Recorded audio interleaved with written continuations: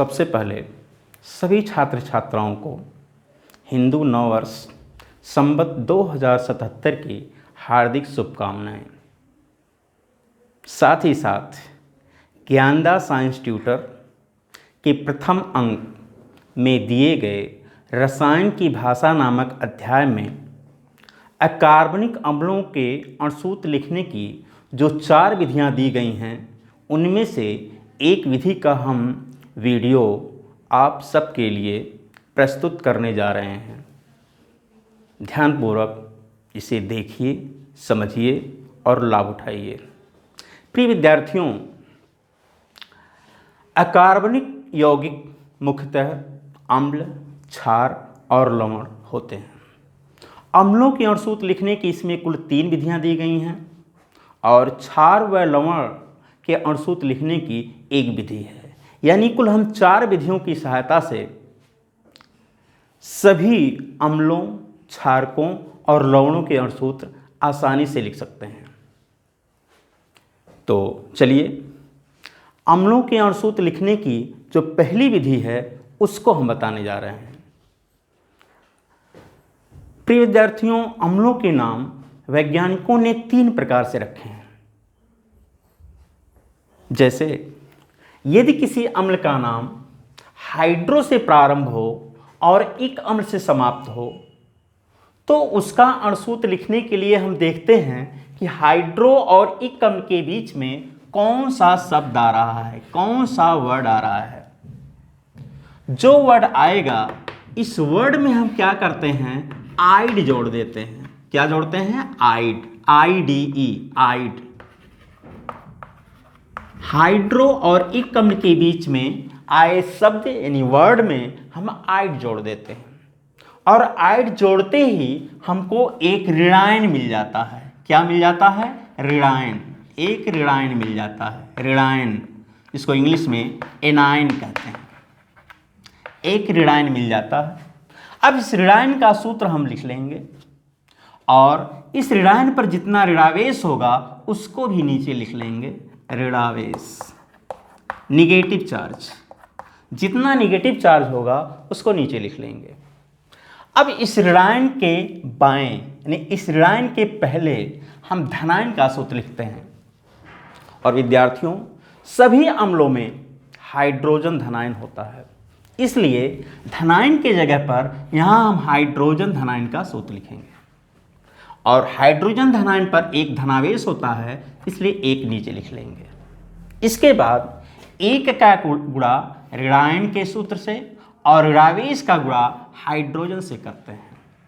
ऐसा करने पर हाइड्रो से प्रारंभ और इक अम्ल से समाप्त होने वाले अकार्बनिक अम्ल का अणसूत्र प्राप्त हो जाता है। जैसे मान लीजिए हमको हाइड्रोफ्लुओरिक एसिड, हाइड्रोफ्लोरिक एसिड का सूत्र लिखना है।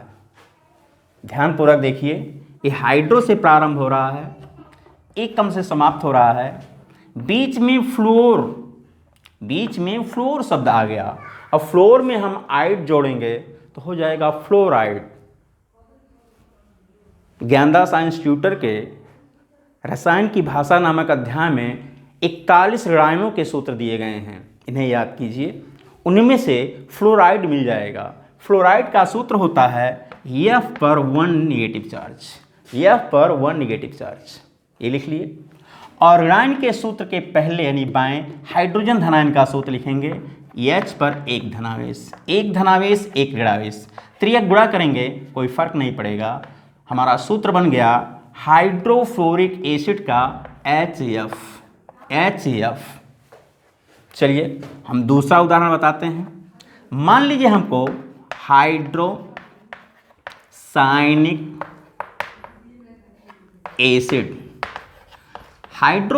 एसिड का सूत्र लिखना है। ये हाइड्रो से स्टार्ट हो रहा है, एक अम्ल से समाप्त हो रहा है, बीच में साइन आ गया, साइन में आइड जोड़ेंगे, साइनाइड हो गया।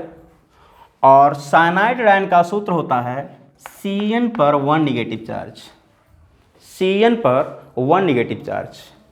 इस ऋणायन के पहले हम हाइड्रोजन धनायन लिख लेंगे H+, एक धनावेश एक ऋणावेश, त्रियक गुणा करेंगे कोई फर्क नहीं पड़ेगा, और हाइड्रोसायनिक एसिड का सूत्र हो गया HCN। इस तरह से हम हाइड्रो से प्रारंभ और एकम से समाप्त होने वाले सभी अम्लों का सूत्र लिख सकते हैं। लेकिन इस विधि में दो शब्दों के लिए अपवाद है। इसे जानते होंगे, रसायन विज्ञान में कदम कदम पर अपवाद मिलेंगे। इस विधि में भी दो शब्दों के लिए अपवाद आता है, और वह दो शब्द कौन कौन हैं? वो दो शब्द हैं सल्फ्यूर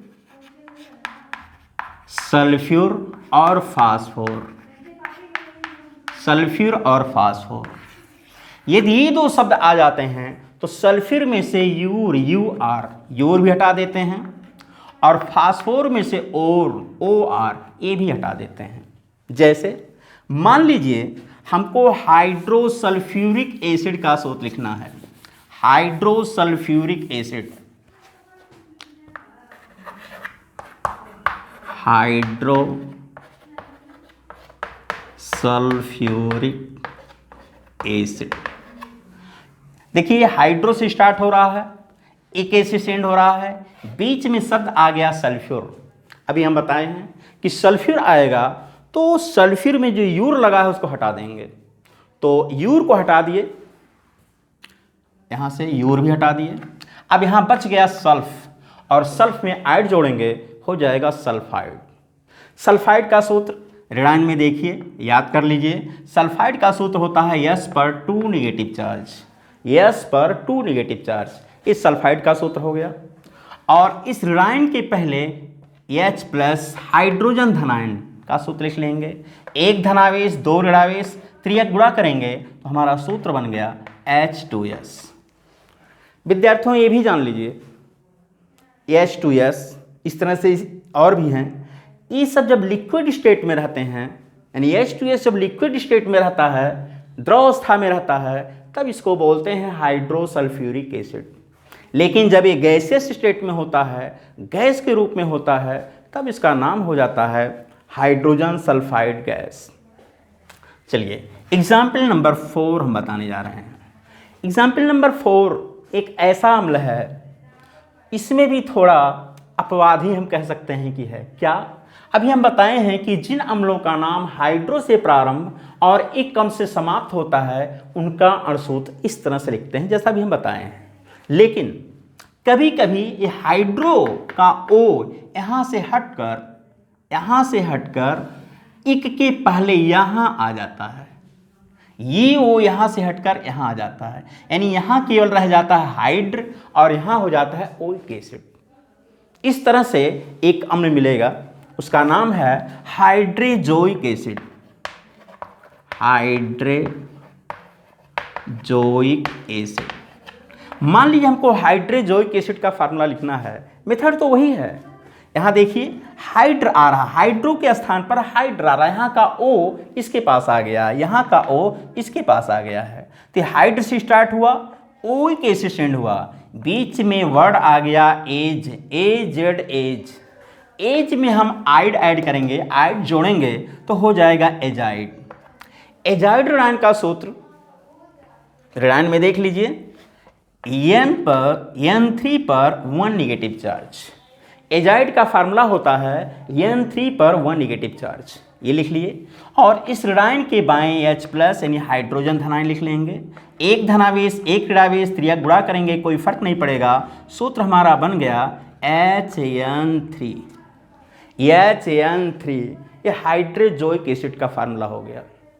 इस तरह से हम लोग हाइड्रो से प्रारंभ और एक अम्ल से समाप्त होने वाले सभी यौगिकों का सूत्र लिख सकते हैं। बुकलेट में कुछ और इस तरह से प्रश्न दिए गए हैं, उन्हें हल कीजिए। धन्यवाद।